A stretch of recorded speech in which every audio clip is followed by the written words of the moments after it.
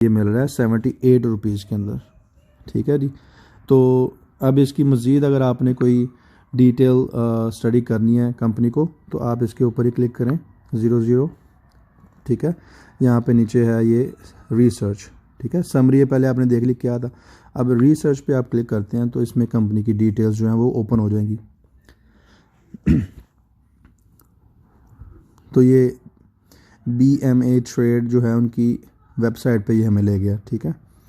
तो ये Karachi stock exchange 100 के मुताबिक ये जो इसकी डिटेल आज के दिन की जो थी वो आ गई मार्च 15 की। तो उसके मुताबिक हमने इसका देखा कि एक दिन का डेटा जो है कितना था प्राइस रेंज, और 5 दिन के मुताबिक ये प्राइस गिरी थी, ठीक है जी, 1 महीने की। और ये जो नीचे आप ऑप्शंस क्लिक करते जाएंगे तो आपको आते रहेगा। तो 1 साल में इसकी प्राइस देखें कि स्टडी कंपनी जो है वो इम्प्रूव कर रही है अपने आप को, ठीक है जी। एक स्टॉक मार्केट जो थी ये क्रैश हुई थी मार्च में जब कोरोना स्टार्ट हुआ हमारा, तो उस टाइम पे मार्केट नीचे थी। उसके बाद आप इसकी प्रोग्रेस देखें कि स्टॉक मार्केट जो है हमारी कैसे जा रही है, ठीक है। तो 3 सालों के रिकॉर्ड के मुताबिक अगर देखा जाए तो अगर किसी बंदे ने 3 साल पहले भी इन्वेस्टमेंट की थी तो उसकी भी अभी ठीक ठाक जो मार्केट में पोजीशन है वो अच्छी होगी, लेकिन कुछ अरसे के लिए ये नीचे स्टॉक मार्केट क्रैश हुई थी। तो पाकिस्तान स्टॉक मार्केट का जो ग्राफ है ये इस टाइम पे 2021 के अंदर तकरीबन ये 2018 जो था उसके हाईएस्ट के मुताबिक ही आ गया इंडेक्स। इसका इंडेक्स जो है ये अगर आप देखें इसके ऊपर क्लिक करके अप्रैल 2018 के इक्वल आया। तो जिसने 2018 में इन्वेस्टमेंट की थी यहाँ पे इस इंडेक्स में तो उसकी अभी बराबर हुई होगी।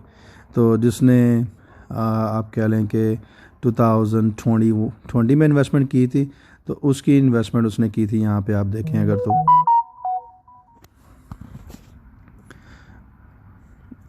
उसने यहाँ पे लोएस्ट रेट पे जाके इन्वेस्टमेंट की। जिस बंदे ने टाइमली, ठीक है, उसको इस टाइम पे आप कह लें 30,000 या 2900-2800 तक थी ये मार्केट ड्रॉप।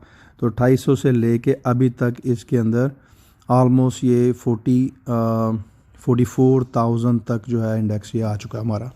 तो इसमें ठीक ठाक जो है वो बंदे ने प्रॉफिट निकाला होगा जिसने इस सूरत हाल में किया होगा इन्वेस्टमेंट मार्केट के अंदर। तो उससे पहले भी ये सिचुएशन आई थी हमारे पास। यहाँ पे देखा जाए तो ये 28,000 तक मार्केट ड्रॉप हुई थी अगस्त 2019 में। तो हालांकि दुनिया में उस टाइम पे हालात ख़राब नहीं थे, लेकिन पाकिस्तान स्टॉक मार्केट जो है ये इसका जो है ये प्रेडिक्शन बहुत मुश्किल होती है कि क्या हो रहा है, इसलिए इसमें हाईएस्ट रेट ऑफ रिटर्न जो है दुनिया में आप अगर देखें तो दुनिया के मुताबिक इसका रेट ऑफ रिटर्न बहुत हाई है। तो अगर ये 5 साल की हिस्ट्री हम देखें तो 5 साल में जिस बंदे ने इन्वेस्टमेंट की थी 2016-17 के अंदर, ठीक है जी, तो 2017 में इसका इंडेक्स जो था वो 49,000 तक था। तो उसके मुताबिक अभी भी उस बंदे की इन्वेस्टमेंट रिकवरी नहीं हुई। तो इस चीज़ से अगर हम देखें तो जब मार्केट नीचे गिरी होती है तो उस टाइम पे ही परचेजिंग करना जो है वो समझदारी का काम होता है। जब मार्केट पीक पे होती है तो तब परचेजिंग नहीं करनी चाहिए महंगी चीज़ लेके। तो जिस बंदे ने यहाँ पे ली थी 50,000 इंडेक्स था तो वो उस बंदे को इस टाइम पे भी उसके पैसे पूरे नहीं हुए, ठीक है जी। तो ये स्टॉक मार्केट का जो है आप थोड़ा सा इसका डिटेल आप देख सकते हैं कि कराची स्टॉक एक्सचेंज जो थी 100 उसके इंडेक्स क्या करना है। तो आप इसी तरह से सारी की सारी जो है कराची स्टॉक मार्केट उसको भी आप स्टडी कर सकते हैं। अगर आप सारे इंडेक्सेस को इकट्ठा कर लें, कराची स्टॉक एक्सचेंज 30 और KMI 30, इसका मैं आपको बाद में बताऊंगा ये क्या चीज़ें हैं। लेकिन अगर ओवरऑल कराची स्टॉक एक्सचेंज को देखा जाए तो जिस बंदे ने इसके अंदर इन्वेस्टमेंट की थी 1 साल में तो वो तो ठीक ठाक प्रॉफिट में रह गए, ठीक है। लेकिन जिस बंदे ने इसमें 2017 में इन्वेस्टमेंट की थी उस बंदे का अभी भी नुकसान पूरा नहीं हुआ होगा, ठीक है जी। तो ये ओवरऑल मार्केट की ये सिचुएशन है। लेकिन आप इसको इस तरह ना ले कि ये हमेशा ही ऐसे होता है क्योंकि पाकिस्तान की पॉलिटिक्स के मुताबिक ही ये मार्केट ऊपर नीचे जाती है। तो अब हम अपना वो टिकर सिंबल जो हमने सर्च किया था उसकी हम डिटेल पढ़ेंगे कि भी उसके अंदर जो है हमारी ये देखें जी, जो भी न्यूज़ हमारी आ रही होगी तो उससे स्टॉक मार्केट में बहुत फ़र्क पड़ता है। तो आपको न्यूज़ से बहुत ज़्यादा जो है उसके ऊपर नज़र रखनी पड़ती है मार्केट में रहते हुए। तो अभी हम यहाँ पे सर्च करेंगे कंपनी का नाम पार्क डी, सो पार्क डाटाकॉम लिमिटेड। इसके ऊपर हम क्लिक करेंगे तो इसकी डिटेल जो है हमें वो सामने आ जाएंगी। ले जी, ये हमारे पास कंपनी का डेटा आ गया सारा। तो कंपनी का ओवरऑल जो भी परफॉर्मेंस होगी इसकी वो और उसके फाइनेंशियल जो हैं वो सारे हमारे पास सामने आ गए। तो इसका नेट प्रॉफिट हम देखेंगे कि क्वार्टरली और एनुअली आप जो है वो उसकी डिटेल जो है निकाल सकते हैं। एक साल की परफॉर्मेंस की आप इसकी डिटेल निकाल सकते हैं कि इस एक साल में इसने क्या किया, और सिर्फ ईयर टू डेट जो है इसकी परफॉर्मेंस कैसी रही। अगर किसी बंदे ने इसी साल में इसको बाय किया था तो उसको इस टाइम पे लॉस हो रहा होगा। जिसने एक साल पहले बाय किया था उस बंदे को इसमें प्रॉफिट होगा, और जिस बंदे ने 5 साल पहले इसको बाय किया था तो अगर आप देखें तो ये 2017 में स्टॉक मार्केट जो थी ये बहुत ज़्यादा हाई जो थी उस टाइम पे भी इसकी प्राइस 89 रुपीज़ तक चली गई थी। तो ये 89 से नीचे भी गिरी है, 60 और 40 तक भी गई है। ठीक है जी। तो इसी तरह से ये आप देखें तो 130 तक भी इसकी प्राइस गई है। तो आप यहाँ से इसकी हिस्ट्री आप चेक कर सकते हैं, इसका ग्राफ वगैरह। इसके प्रोफाइल पे आप क्लिक करें तो इसकी डिटेल पढ़ सकते हैं कि आप इस कंपनी की आप इस कंपनी में इन्वेस्टमेंट करना चाहते हैं कि नहीं। तो इसका डिटेल है जी 1992 में ये कंपनी जो रजिस्टर हुई थी, तो और इसका एक्ट 1984 के मुताबिक जो था उसके मुताबिक रजिस्टर हुई। तो इसकी जितनी भी डिटेल है ये है G network of data communication and serving the needs of the customers. ठीक है जी। ये पाकिस्तान डेटा कम्युनिकेशन जो है उसके अंदर ये काम करते हैं। तो इनके पास जो ऑथराइज कैपिटल है उसकी डिटेल है, पेड अप कैपिटल कितना है इनका, टोटल इशूड शेयर्स कितने हैं इनके, और फ्री फ्लोट शेयर्स जो मार्केट में अवेलेबल हैं वो कितने हैं। ठीक है जी। और परसेंटेज ऑफ फ्री फ्लोट जो शेयर्स हैं उसकी 18% है। तो पार वैल्यू जो होती है जी ये होती है हमारी face value of the share, $10 rupees के मुताबिक इसका जो है वो शेयर की प्राइस है। लेकिन क्योंकि ये फ्यूचर में ट्रेड करते हैं हम स्टॉक मार्केट में, तो इसलिए लोग इसके पैसे ज़्यादा पे करते हैं असल प्राइस से। तो इनके सीईओ जी नाब जी ये जुल्फ़िकार अली साहब हैं, इनके ऊपर आप रिसर्च कर सकते हैं कि ये कैसे हैं सीईओ जो हमारे हैं। तो इसके अलावा कंपनी की टोटल जितनी भी डिटेल है हम यहाँ से निकाल सकते हैं। अच्छा, ये तो होगी उनकी कंपनी का प्रोफाइल वगैरह। ठीक है, इनकी परफॉर्मेंस आप चेक कर सकते हैं कि इस कंपनी की परफॉर्मेंस सालाना जो थी वो कैसी रही हमारी। ठीक है, तो ये 2014 में, 15 में, 16 में अप टू 20 तक जो है इसका ग्रॉस प्रॉफिट मार्जिन कितना रहा।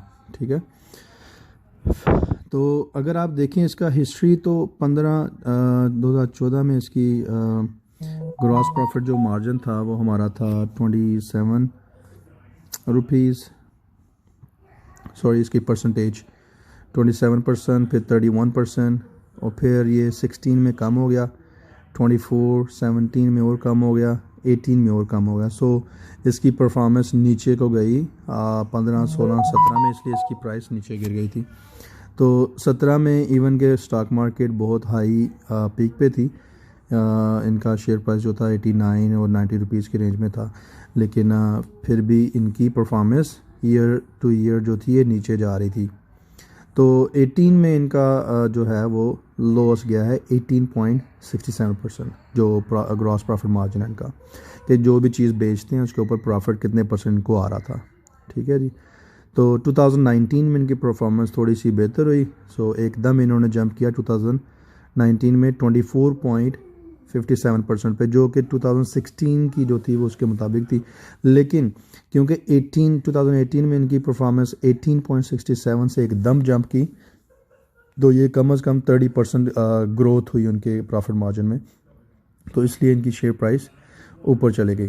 तो अब आप देख सकते हैं 2017 में इसका था 21.47%, लेकिन 19 में इनकी प्राइस चली गई। तो सो दैट मीन के इसका प्राइस जो है वो उसके मुताबिक ऊपर जानी चाहिए। ठीक है जी। 2020 में क्योंकि हमारा जो था ये दुनिया के हालात ख़राब हो गए, तो इसका ग्रॉस प्रॉफिट मार्जिन कम हो गया। तो ये हमारी जो ओवरऑल इनकी है ग्रॉस प्रॉफिट। इसी तरह से आप ऑपरेटिंग प्रॉफिट मार्जिन इनका देख सकते हैं, उसकी परसेंटेज, रिटर्न ऑन कैपिटल की आप देख सकते हैं, प्री टैक्स मार्जिन कितना है इनका, नेट प्रॉफिट मार्जिन कितना है, और अदर प्रॉफिट, अब अदर ऑपरेटिंग इनकम कितनी है, इनकी परसेंटेज कितनी है। रिटर्न ऑन इक्विटी जो है इसकी 1.53 है। रिटर्न ऑन एसेट्स जो उनके रेशो निकाली इन्होंने 0.96 आ रही है। तो ये डिटेल जो हैं ये आप अकाउंट्स से रिलेटेड हैं, जो अगर आपको इसका थोड़ा सा नॉलेज है तो आप इसको स्टडी करें, तो आपको उसका कंपनी का सारा डेटा जो है देख के आपको आइडिया होता है कि इस कंपनी के अंदर इन्वेस्टमेंट करना ठीक है कि नहीं है। ठीक है। नंबर ऑफ़ शेयर्स इनके कितने हैं जी, और सेल्स पर शेयर 71 इनका जो आ रहा है 2020 का डाटा के मुताबिक। मार्केट प्राइस पर शेयर कितनी आ रही है जी। ओके जी। सबसे जो ज़रूरी चीज़ होती है वो ये होती है जी, जिसकी बेस के ऊपर आप कंपनी की वैल्यूएशन करते हैं कि ये कंपनी की कीमत जो हम पे कर रहे हैं, ये जो भी इसका आज का रेट है, क्या वो हम सही पे कर रहे हैं या नहीं सही पे कर रहे हैं। ठीक है जी। तो ये इसको EPS भी कहते हैं, अर्निंग पर शेयर। ठीक है। तो अर्निंग पर शेयर हमने इसकी देखनी है कि भी एक जो आपने शेयर ख़रीदा उसके बदले में आपको कितने पैसे दे रहे हैं, क्वार्टरली यानी कि 3 महीने के बाद या सालाना। ठीक है। तो इनका जो अगर देखें तो 2020 में इनका 0.76 था, और 2019 में 14.59 रुपीज़ आया जी। 14 रुपये इनका प्रॉफिट आया EPS जो था इनका। 2018 में इनका 1 रुपये और 94 पैसे तक था, 17 में 1 रुपये 19 पैसे। तो इसी तरह से आप देखें कि आप पीछे भी। अब 2019 जो है वो साल इनका बहुत अच्छा रहा, जिसमें 14 रुपये और 59 पैसे जो था वो हमारा अर्निंग पर शेयर जो निकली है। लेकिन 2020 में दुनिया के हालात फिर ख़राब हो गए, तो उसमें 0.76 जो है उनका अर्निंग पर शेयर आई है। सो जो कि बहुत ज़्यादा ड्रॉप है। और इसी तरह 2019 में इनका बहुत ज़्यादा इंक्रीज़ है एकदम, जो है इनका 2018 की निस्बत इन्होंने जिस तरह से ग्रो किया 2019 में, तो 2020 में क्योंकि इनका मेरा नहीं ख्याल इनका कोई कसूर होना चाहिए उसमें, दुनिया के हालात थे ऐसे, तो एकदम ड्रॉप हो गया। तो अभी ये 2021 शुरू हुआ है, तो हमें अभी पता चलेगा कि इनकी जब रिपोर्ट्स वगैरह आएंगी कि भी ये इन्होंने क्या किया परफॉर्मेंस इनकी 2021 में। सॉरी, ये 2020 की परफॉर्मेंस तो आ गई इनको, लेकिन नेक्स्ट ईयर पता चलेगा कि अगर ये अपने आप को रिकवर करते हैं या इससे नीचे जाता है इनकी परफॉर्मेंस। तो बुक वैल्यू पर शेयर जो है जी, ये इनकी आ रही है 78.18। ठीक है। तो बुक वैल्यू क्या होता है कि जो इसकी एक्चुअल में लोग समझते हैं कि अगर इसको सारे प्रॉफिट एंड लॉस सब कुछ बेच दिया जाए, इनका एसेट जो इनके एसेट्स हैं या इनके जो भी लाइबिलिटीज़ हैं उनको पे कर दिया जाए एसेट्स को बेच के, तो फिर इसकी अगर सब कुछ बेच के तो लोगों के अंदर जब प्रॉफिट डिस्ट्रीब्यूट किया जाए तो फिर इसकी वैल्यू कितनी है, तो वो हमारे पास आ रहा है 78। तो इसका मतलब अगर इसकी शेयर प्राइस आज हम 78 पे ख़रीदते हैं तो हम बिल्कुल असल सही रेट पे ख़रीद सकते हैं उसको। अच्छा जी। तो प्राइस अर्निंग रेशो जो है इसकी 64 है, ये 64। प्राइस टू बुक रेशो जो है इसकी वो कितनी आ रही है जी, 0.62। ठीक है। तो इनकी रेशोज़ हम कैसे कैलकुलेट करते हैं, ये 2020 की मैं बता रहा हूँ। ठीक है। लेकिन ओवरऑल जो है इनकी 1.55 आ रही है। ठीक है। प्राइस टू सेल रेशो जो है ये बहुत इंपॉर्टेंट होती है, ये हमारी आ रही है 0.68।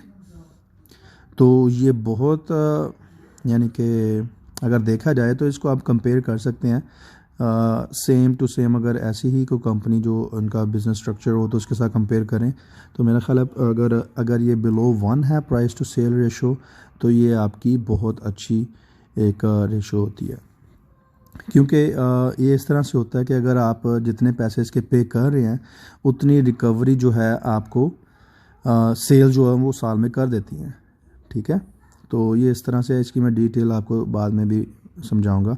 लेकिन ये प्राइस टू सेल रेशो अगर 1 से नीचे होती है तो ये अच्छी होती है, लेकिन ये डिपेंड करता है कि कंपनी का स्ट्रक्चर कैसा है और उसके कंपैरेटर्स जो हैं उनके साथ भी आप कंपेयर करके तो आप देख सकते हैं कि इसकी डिमांड कैसी है कंपनी की मार्केट के अंदर। तो इसी तरह से पीई रेशियो जो है हमारी, ठीक है, प्राइस टू अर्निंग रेशियो, ये 64 है। इसका भी मैं आपको डिटेल में बताऊंगा ये क्या चीज़ है, और बुक वैल्यू आपको पता चल गया क्या चीज़ होती है। तो अभी फ़िलहाल मैं फ़र्स्ट टाइम जो है आपको ये वीडियो बना के दिखा रहा हूँ, लेकिन फ्यूचर में आपको मज़ीद जो है इसकी डिटेल मैं बताऊँगा कंपनीज़ की, कि कौन सी कंपनीज़ का डाटा कैसे आप चेक कर सकते हैं। तो इसके बाद आ गया जी इक्विटी टू एसेट्स जो है इनकी रेशो ने निकाली है, लायबिलिटी टू एसेट्स 39%। तो जो है ये अगर ये जो रेशोज़ हैं आप कह लें कि इक्विटी टू एसेट्स का मतलब इनके पास 60 रुपये मौजूद हैं लेकिन इनका कर्ज़ा 40 रुपये है, अगर आप इसको ऐसे देखना चाहते हैं तो ये इनको बेच के भी इनके पास 20 रुपये बच जाते हैं शेयर होल्डर्स को देने के लिए, अगर आप आसान जो है इसको समझना चाहें तो।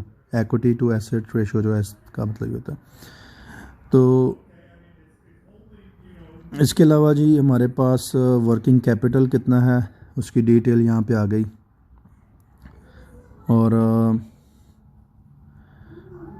रिसीवेबल डेज़, पेएबल डेज़ इनका कैसे है, इनका मैनेजमेंट जो भी कर रहे हैं बिज़नेस लेने देने का, वर्किंग कैपिटल कितना यूज़ कर रहे हैं, और फिक्स एसेट्स जो टोटल इनका है वो उनकी 3.85% आ रहा है। अच्छा जी, तो ये कुछ डिटेल हैं जो आप इसको यहाँ से पढ़ सकते हैं। मज़ीद अगर आपको किसी चीज़ का नहीं समझ आती है कौन सी रेशो है, कौन सी चीज़ को कैसे कैलकुलेट करना है, तो आप उसको सर्च भी कर सकते हैं। अगर आपको उस चीज़ का नॉलेज है वेल एंड गुड, आपको उनकी चीज़ की डिटेल जो है वो मिल गई यहाँ पे, तो आप उसको देख के तो आप उसका एनालिसिस कर सकते हैं कि ये कंपनी अच्छी है इन्वेस्टमेंट के लिए कि नहीं अच्छी, तो आप इसका यहाँ से परफॉर्मेंस देखते हो। सो अभी इनके फाइनेंशियल्स जो हैं वो हम चेक करते हैं जी। इनका हिसाब किताब जो होता है सालाना या क्वार्टरली जो भी इनका होता है, ये हर साल का इनका जो भी इन्होंने प्रॉफिट कमाया वो सब उसकी डिटेल जो है यहाँ पे आ जाएगी, हमें 5-6 साल की पीछे डिटेल मिल रही है इनकी।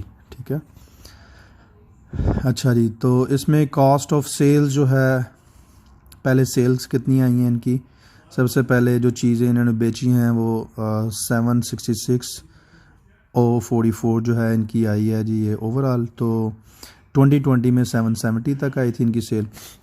तो अगर आप इसको देखें कि ये कंपनी अच्छी कर रही है कि परफॉर्मेंस इसकी अच्छी है कि नहीं, तो आप इसको पिछले सालों से कंपेयर कर सकते हैं कि इसकी सेल्स ड्रॉप हुई हैं या बढ़ी हैं। ठीक है, तो 2014 में देखें 732 थी, फिर 706, फिर 654, फिर 704, तो 798, और 2019 में इसकी सेल 947 तक चली गई थी।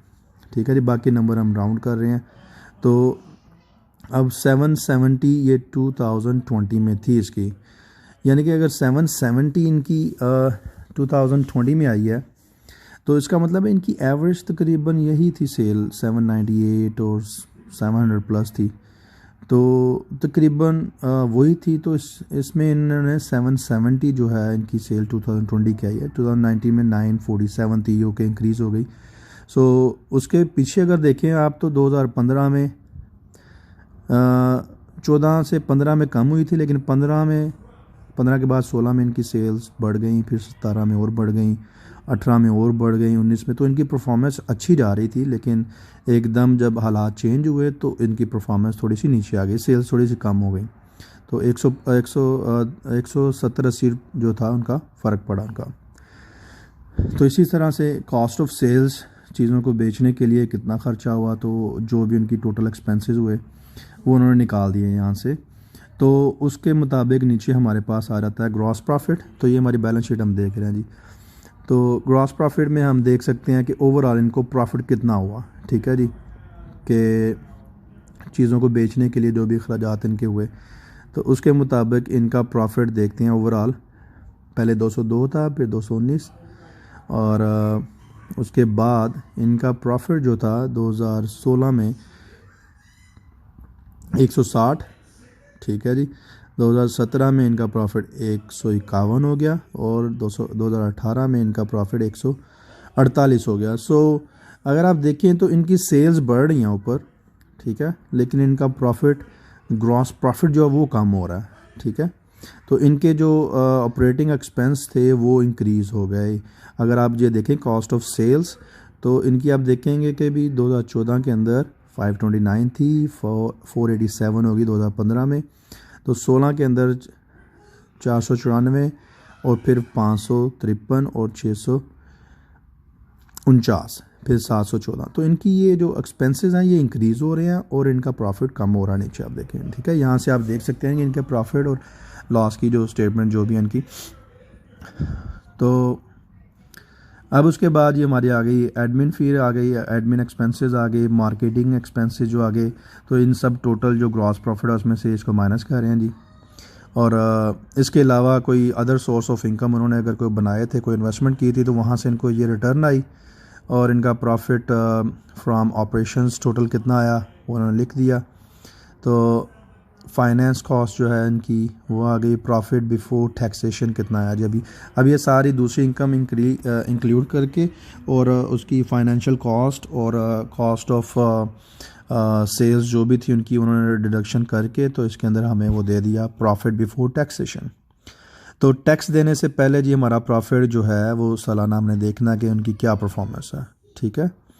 तो ये 150 से 131 हो गया हमारा ये प्रॉफिट 14 से 15 तक, और फिर इसका जो है हमारा 54, और फिर 26 और 35, 158, एकदम इनका ये जंप हुआ, 5 गुना जो है इनका वो जंप हो गया प्रॉफिट के अंदर, ठीक है जी। और उसके बाद ये 2020 के अंदर 47 तक आ गया इनका, ठीक है। तो उसके मुताबिक अगर देखा जाए तो इन्होंने 2018 से 19 की जो इनकी जो परफॉर्मेंस थी वो आउटस्टैंडिंग थी। अब 2020 में इवन के इनकी परफॉर्मेंस गिरी है, लेकिन इनका जो रिकॉर्ड देखा जाए तो उसके मुताबिक ये फिर भी इन्होंने ठीक किया, क्योंकि हालात चेंज हुए थे एकदम बहुत ज़्यादा, और बहुत सा काम जो था लोगों का रह गया, और इन्वेस्टमेंट जो थी वो बाउंड रही, वर्किंग नहीं हुई, जिसके वजह से प्रॉफिट डेफिनेटली कम हुए, लेकिन फिर भी इन्होंने प्रॉफिट यहाँ पे शो किया जी। अच्छा जी, 47 में से अभी देखें जी, टैक्सेशन जो हमारा गवर्नमेंट का जो खाता होता है कि वो भी पूरा करना है, ठीक है, वो तो हमें नहीं छोड़ेंगे। तो जब उनको 39 इन्होंने दिया 2020 में, प्रॉफिट में से टैक्स दे दिया, ठीक है, तो जो पे किया तो 74 जो है 7413 ये जी हमारा प्रॉफिट आ गया। तो अर्निंग पर शेयर कितनी हमें मिली है जी, 0.76, ये 2020 की है जी। 2019 में इसकी थी 14.59, ठीक है। तो अब इन्होंने ये परसेंटेज निकाल लिया 1.26, ये रिटर्न दी इन्होंने आपको, ठीक है। तो इसमें हमें इन्होंने प्रॉफिट जो है वो शो किया, ठीक है। आप यहाँ से ग्रीन और रेड देख सकते हैं कि माइनस कर रहे हैं या जमा कर रहे हैं ना, तो जो इनकी इनकम होगी उसको प्लस कर देंगे, जो इनका लॉस होगा या जो एक्सपेंस होगा उसको माइनस कर देंगे, ठीक है। आसानी के लिए जिन लोगों को इन चीज़ों की नहीं समझ तो वो भी यहाँ से देख सकते हैं। तो ये सबसे एंड पे जो होता है ना EPS, वो आप देखेंगे यहाँ पे प्रॉफिट ही मिला है। सो इस लिहाज से अगर इनको थोड़ा सा मार्जिन दे दिया जाए कि भी ये 2020 में हालात ठीक नहीं थे, तो फिर भी इन्होंने प्रॉफिट शो किया, तो मेरा ख्याल है ये अच्छी कंपनी लग रही है उस हिसाब से। तो इसी तरह से आप क्वार्टरली भी इनकी परफॉर्मेंस देख सकते हैं कि इन्होंने 2020 के क्वार्टर जो थे, ठीक है, ईच क्वार्टर के अंदर इनकी परफॉर्मेंस कैसी रही, ठीक है। तो ईच क्वार्टर के मुताबिक इनकी जो परफॉर्मेंस है वो जनाब जो आप देखें तो ओके जी, ये दिसंबर तक आ गया इनका क्वार्टर, सितंबर। ओके, तो उसमें इनका टोटल जो है प्रॉफिट इन्होंने फर्स्ट क्वार्टर में इन्होंने 5375 का प्रॉफिट दिया, फिर 9410 का, ठीक है। उसके बाद ये थर्ड क्वार्टर में इनको लॉस हुआ है और फोर्थ क्वार्टर में इनको प्रॉफिट हुआ है, ठीक है। तो ये सब कुछ डिपेंड करता है हालात पे, उनकी सेल्स पे, किस तरह से चल रहा है सारा कुछ, ठीक है। तो इन्होंने इनकी प्राइस इसीलिए ऊपर नीचे ड्रॉप होती है या इंक्रीज़ होती है क्योंकि उनकी प्रॉफिट के ऊपर भी सब कुछ डिपेंड कर रहा था। तो अभी आपने ये देखना है कि भी आपने इन्वेस्टमेंट जो है वो डिविडेंड के लिए की है या ग्रोथ के लिए की है। तो आप इसकी परसेंटेज के मुताबिक भी आप देख सकते हैं कि इनकी सेल इंक्रीज़ कितने परसेंट हुई है। यहाँ पे अगर आप क्लिक कर दें या रुपीज़ में देखना है तो आप इनको ईज़िली आप देख सकते हैं कि इनका प्रॉफिट बढ़ा है या कम हुआ है, ठीक है। सो ये थोड़ी सी जो है ये एक्सप्लेनेशन है। ये हमारी इनकम स्टेटमेंट थी। अब हम इसकी बैलेंस शीट देख लेंगे, ठीक है। ये बैलेंस शीट का भी डेटा पूरा हमारे पास पड़ा हुआ है। इसकी एक्विटीज़ एंड लाइबिलिटीज़ जो हैं वो कितनी हैं हमारी, ठीक है। यहाँ पे इन्होंने डिटेल नहीं दी उसकी। शेयर कैपिटल इनका कितना है, रिजर्व्स इनके पास कितने पड़े हुए हैं, और इनका प्रॉफिट जो है इन्होंने अभी जो डिवाइड नहीं किया वो कितना पड़ा हुआ है इनके पास, ठीक है जी। टोटल इक्विटी इनका जो है वो टोटल इनकी जायदाद कितनी है, इस कंपनी की वैल्यू कितनी है, वो सारी यहाँ पे आ गई टोटल इक्विटी के अंदर। इसी तरह से हम टोटल इनकी लाइबिलिटीज़ जो है उनको भी देखेंगे, ठीक है। उसमें liabilities against asset subject to finance lease, ठीक है जी। ये लीज वगैरह जो भी होता है आपने रख के, गिरवी रख के जो आपने लोन लिए होते हैं, डेफर्ड लाइबिलिटीज़, और customers deposits, contract liabilities, trade and other payables. तो ये सारी डिटेल जो है ये आपको मैं ऐसा ऐसा ये सारी डिटेल आपको दूंगा जितना मुझे इसका नॉलेज है। तो अनक्लेम डिविडेंड कितना इनके पास पड़ा हुआ है, ठीक है। अनपेड डिविडेंड कितना है, और टोटल लाइबिलिटीज़ इनकी कितनी है।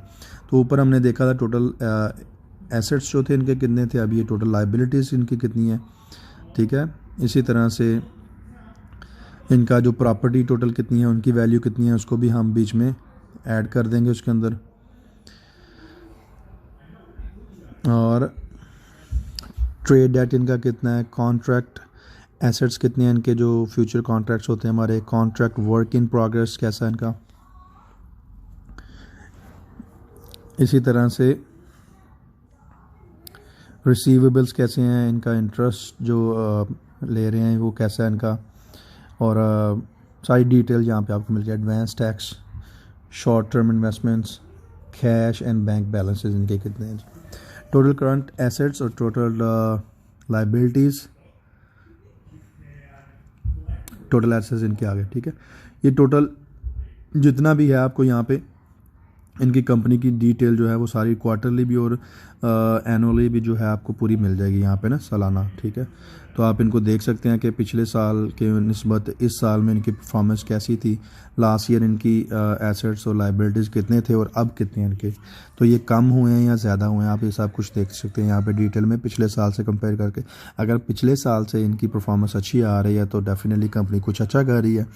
अगर पिछले साल से कम आ रहे हैं तो डेफिनेटली कंपनी में कुछ ना कुछ ख़राबी है या कोई हालात इस तरह से आए थे कि इनकी परफॉर्मेंस डाउन हो गई। सो ये छोटा सा एक आप जो है इस कंपनी का स्केच खींच के अपने लिए तो उसको आप देख सकते हैं। तो हर कंपनी को आप एक ही तरह से ऑब्ज़र्व नहीं कर सकते कि भी एक ही फार्मूले में सारी कंपनीज आ जाएंगी, क्योंकि हर कंपनी डिफरेंट होती है। तो आपने अगर इस कंपनी को कंपेयर करना है तो इससे रिलेटेड कोई भी दूसरी कंपनी है जो यही सेम टू सेम काम कर दिया तो आप उसका डाटा मैच करें, तो उन 2 में 3 में 4 कंपनीज में आप उनको कंपैरिजन कर सकते हैं और उसके अंदर जो है आप इन्वेस्टमेंट कर सकते हैं, ठीक है। अब इसकी जो है आप अगर देखें कंपनी का ओवरव्यू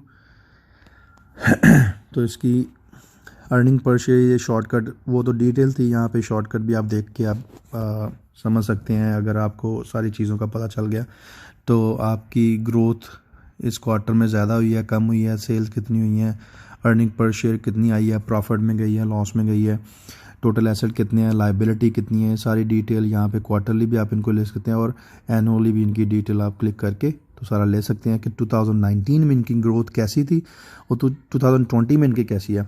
तो इनके अंदर इस कंपनी के अंदर जो है ग्रोथ पोटेंशियल है, जो एकदम इन्होंने इतना बड़ा डिफरेंस आपको दिखाया, ठीक है, इन 2019 में।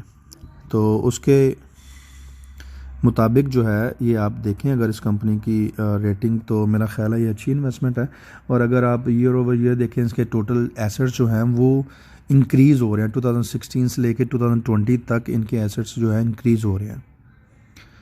तो अगर आप इसको किसी और कंपनी के साथ कंपेयर करना चाहते हैं तो आप उनको जैसे ये है नेटसोल, TPL, ये इससे रिलेटेड कंपनीज हैं, आप उनके साथ कंपैरिजन करके तो इनका जो भी है आप ग्राफ निकाल के आप चेक कर सकते हैं कि ये कंपेयर उस कंपनी के साथ इन्वेस्टमेंट करना अच्छा है या इस कंपनी के साथ इन्वेस्टमेंट करना अच्छा है। लेकिन क्योंकि स्टॉक मार्केट जो है ये फ्यूचर में ट्रेड करती है, आगे फ्यूचर में क्या होने वाला है तो उस बेस पे इसकी प्राइसेस अप एंड डाउन जाती है। तो उसके मुताबिक जो है ये इस टाइम पे इसकी प्राइसेस जो हैं वो बहुत ड्रॉप हुई हुई हैं, ठीक है। इसका जो था क्योंकि ये मार्च से लेके तो जो अगस्त तक था ये जो मार्केट बहुत डाउन थी, ठीक है, लेकिन उसके बावजूद आप देखें कि इसकी परफॉर्मेंस कैसी है स्टॉक की। ये ओवरऑल जो है पूरे स्टॉक एक्सचेंज की ही परफॉर्मेंस यही है। तो आपने उस कंपनी में इन्वेस्ट करना है जिसमें आपको ट्रस्ट हो और जिस पे आपने रिसर्च थोड़ी सी कर ले और उसका डाटा आपको इजीली मिल जाए और आपको पता हो कि ये कंपनी काम क्या करती है, ताकि अगर कोई न्यूज़ आए तो आपको उससे रिलेटेड कोई भी न्यूज़ हो तो आपको पता चल जाएगा कि यार ये इससे मुझे मेरी कंपनी में मेरी इन्वेस्टमेंट में इम्पैक्ट क्या होगा इस न्यूज़ के बदले में। तो अगर उससे कोई भी इम्पैक्ट आपकी इन्वेस्टमेंट पे होता है तो आप उसको अपने फंड जो है विड्रॉ कर लें या उसको आप बाय कर सकते हैं किसी भी न्यूज़ पे। लेकिन अगर आप किसी कंपनी को जानते नहीं हैं कि किस कंपनी में इन्वेस्टमेंट कर रहे हैं तो जब भी उसके अंदर गिराव आएगा मार्केट में तो आप उसको कभी परचेज़ नहीं करेंगे। और अगर आप उस कंपनी को जानते हैं कि उस कंपनी का जो है स्ट्रक्चर कैसा कारोबार का और वो क्या काम करते हैं, तो आपको उसके अंदर जो वैल्यू नज़र आ रही है तो आप उसके अंदर जब भी उसकी प्राइस गिरेगी आप हमेशा उसको ख़रीदेंगे। तो ये जो इन्वेस्टमेंट करने के लिए आपको कम से कम आप थोड़ी सी इसके ऊपर रिसर्च कर लें और मज़ीद उनके अंदर उसके ऑनर कैसे हैं, उनकी जो इनसाइड जो ऑनरशिप है उन्होंने अपनी इन्वेस्टमेंट कितनी की हुई है। अगर किसी भी कंपनी का ऑनर 20% से ज़्यादा उसके अंदर इन्वेस्ट कर रहा है तो इसका मतलब है कि वो एक अच्छी इन्वेस्टमेंट होगी आपके लिए भी, क्योंकि ऑनर ख़ुद रिस्क ले रहा है उसके अंदर। तो आप उसके ऑनर्स की भी डिटेल सर्च कर सकते हैं, क्योंकि आपने उसके अंदर पैसे लगाने हैं तो आपको थोड़ा सा पता होना चाहिए। लेकिन ओवरऑल अगर हम इसको देखें तो आपने एनालिसिस पूरा कर लिया, तो अब आप इसके अंदर जाएंगे, आपको मैं दिखाऊंगा इसको स्टॉक को ख़रीदना और बेचना कैसे हमने। तो हम दोबारा अपनी एप्लीकेशन में चले गए, तो आप इसको सपोज़ कर ले